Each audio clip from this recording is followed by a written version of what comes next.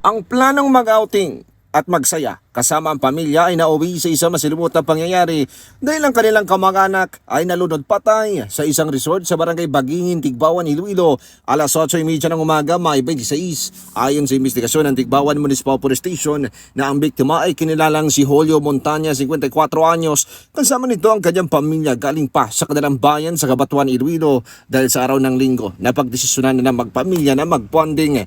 Sinabi pa ng pulis na pagdating nila ng resort, lasing ang biktima agad itong naligo sa dagat at ikinagulat na lang ng kanyang pamilya ay ito'y nalulunod na. Sinabi pa ng pulis, mga K5 ay sinubukan pang dalhin ang biktima sa pinakamalapit na ospital, ngunit ito'y idineklara ng doktor na dead on arrival. Para sa Network News mula dito sa probinsya ng Iloilo, ako si K5 Aaron Refollo para sa Computer Balita, Serbisyo Publiko at Kasiyahan sa bawat Pilipino. K5 News FM. Ang ining balita ang ginadulong sa inyo sang DTX Coffee Mix. Himo sa natural nga sangkap pareho sang amarkuso, chia seeds, sugared cane extract powder. DTX Coffee Mix. Nakakapi ka na, naka-detox ka pa. DTX Coffee Mix. Mabakal sa mga butika.